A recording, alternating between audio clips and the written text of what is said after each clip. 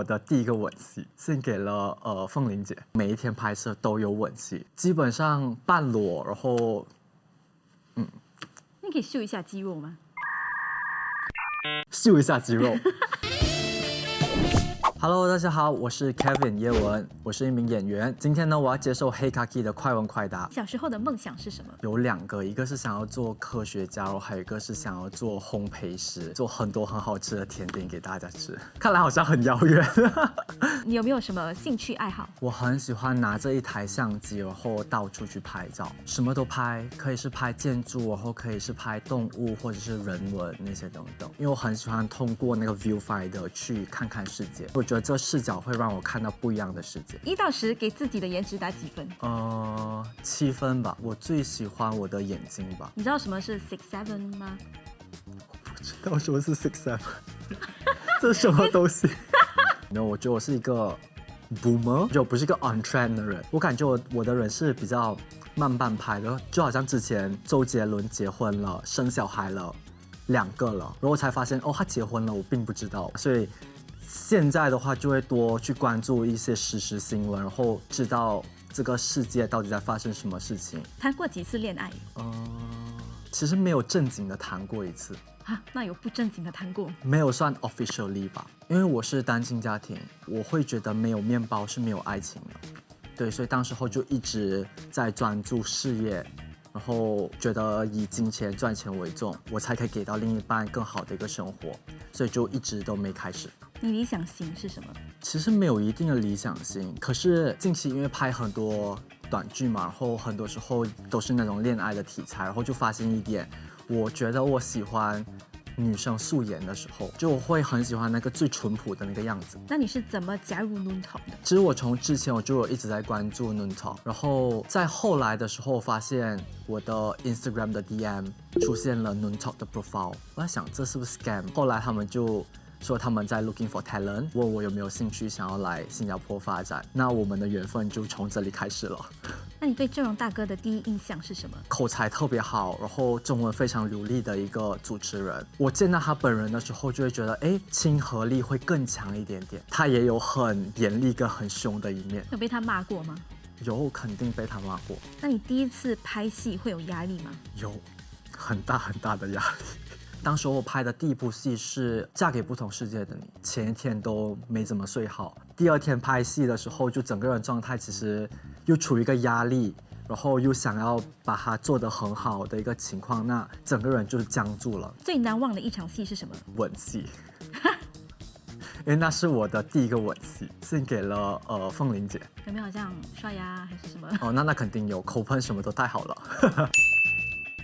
拍过最劲爆的一场戏？我最近刚杀青的这一部戏吧，它是一部短剧，也是我第一次尝试类似霸总这样子一个题材，跟我的这个人的角色偏差会比较大，然后更多的行为举止上的尺度也会更大一点点。基本上每一天拍摄都有吻戏，然后还有一些床戏，对，基本上半裸，然后那你拍戏可以接受的尺度多大？其实我一直都有在做心理准备了，就是如果要床戏要再更多一点点那些等等的话，就是全裸你也 OK 吗？全裸有必要的情况下我也 OK。那你自己的 skincare routine 是什么？哇哦，就是卸妆，卸完之后会 cleanse 之后会用 toner serum eye serum， 然后 moisturizer。然后如果要再多一点的话，那我就会 cleanse 完之后恢复 clean mask，clean mask 之后恢复 sheet mask，sheet mask 之后会放 toner serum eye serum， 然后 moisturizer。如果拍摄很累，那回去卸完妆就是一个 moisturizer 就睡觉了，因为睡眠是最好的 skincare。那你自己会容貌或身材焦虑吗？我曾经其实陷入挺严重的容貌焦虑，因为前一段时间我只是因为一颗蛀牙，然后拔了之后有一个空洞，所以我就得去绑牙，把牙缝给关起来，牙齿就开始在移动的时候，那个时候就觉得自己特别难看。为什么自己的容貌一直在改变？最后是怎么克服？我一直在跟自己沟通，就说这是过程。然后同时当时候因为正好是疫情，所以疫情期间我就开始去健身。健身了之后，我的体态然后肌肉、身材等等都有在进步，自己的自信就慢慢回来了。那你现在还有在练腹肌吗？现在还是必须得练，因为现在拍戏其实需求更大了，基本上一天都会各个部分都练到一点。对，那你可以秀一下肌肉吗？秀一下肌肉。模特、唱歌还是演戏？我觉得模特，当我在做就是模特这样子性质的工作的时候，我会很自信，因为演员其实要学跟要经历的东西很多。我现在正在学习，也正在进步中。唱歌啊，唱歌这个还离我挺遥远的。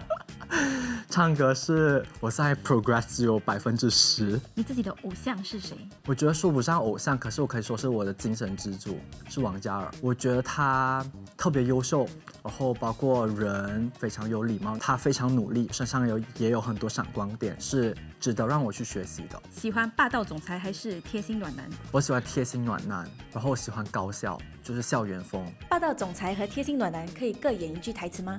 好的，好的。放下，谁让你拿这么多东西？你肚子饿了吗？我给你煮了晚餐哦，记得回来7点钟一起吃饭哦。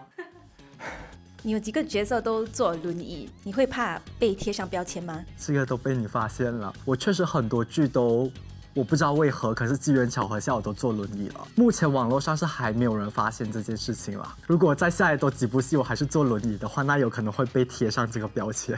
那拍短剧跟长剧有什么分别？长剧拍摄周期会稍微长一点点，所以你可以跟剧组里的演员朋友啊，还是剧组的拍摄团队相处的时间要更长一点点。可是短剧的话，拍摄周期很短，基本上你跟演员或者是团队就得在8到10天里面相处。你可以想象，你7天到10天你得爱上一个人，爱完了之后你跟他分手了，然后你7到10天，接下来你就得认识另一个人，然后你又得爱上另一个女生。对，所以它的周期特别短，一天拍的时长也很长，所以基本上大家都很累。那在新加坡跟在中国拍戏有什么分别？中国的小团队人数起跳都是50人，很细致，所以所有东西就是很有规划，然后所有东西都会很快。新加坡的团队相比之下的话，我觉得会稍微小一点点，因为中国那里一般都是配音嘛，从来没有女孩敢坐我后座，你是第一位。然后不用现场收音，只管拍到的画面，不用管周遭的声音。可是新加坡的话，会更多去注重现场的收音那些等等，进度稍微慢一点。这是我觉得在中国和新加坡拍摄很大的一个差异。有发生过什么比较有趣的事情吗？我觉得我出国其实都没有什么好的印象，每次都会有种种的意外发生，叫相机掉进水，找不到 passport， 手机不见，被海关卡住。那个时候可能是有一点点乌龙吧。当时候马来西亚人入境中国的话是15天，然后就是我一直以为是30天，后来就超出了11天。当我出关的时候，我才发现我逾期逗留了，然后就被扣留了。我就特别慌张，而且当时候飞机很快就要起飞了，我就只剩下1个小时左右的时间，因为当时候得交罚款，然后交罚款的话必须要有中国的账号，这个时候就是史斌哥哥救了我，还有郑荣大哥了。那你有碰过什么最恐怖的事情吗？其实如果要说吓到我的话，是我手机不见的那一次。我一般我手机都会拿在身上，然后当时是我下飞机，可能我就得整理东西嘛，我走出去就出了飞机之后，因为得 scan visa 那些等等的资料，我就找不到手机了。因为我有连接我的 Apple Watch， 所以我有一直去 try to 去 ring 那个 bell。那一刹那在拿行李的时候，我看到手表上的那个绿标亮起的时候，我眼睛都发亮了，然后一直狂按那个 bell， 都让它 ring， try to 去听那个手机在哪里。据我所知，我觉得是被偷的，被人家遗留在一个柜台上，所以很庆幸的最后才找回来。那你最后一次哭是什么时候？有好一段时间没哭了，我觉得是好事，也有一点点会是坏事。可能经历了很多东西之后，可能心会越来越的强，那个感知会比较麻痹一点。之前的我可能会对于所有人都是100%的一个信任，就是以诚待人，我真诚对你，那你就会真诚的对回我。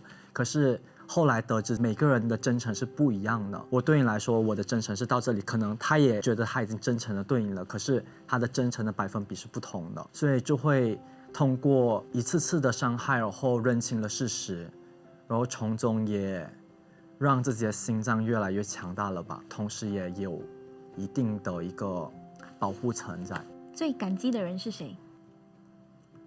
可能是我妈妈吧，可能这段时间她比较辛苦吧，因为我们2个就是为了我们这2个孩子奔波的，承受的其实都挺多的。那你离乡背井最想念家里的什么？其实最想的还是家人了，因为毕竟我出来打拼了这些年，其实回家的机会就越来越少，1年就回1次。我长大了，我的父母跟我家人也在变老，所以我觉得这是比较有感触跟觉得比较担心的一块。再来的话，如果你问我想念的话，就想念食物。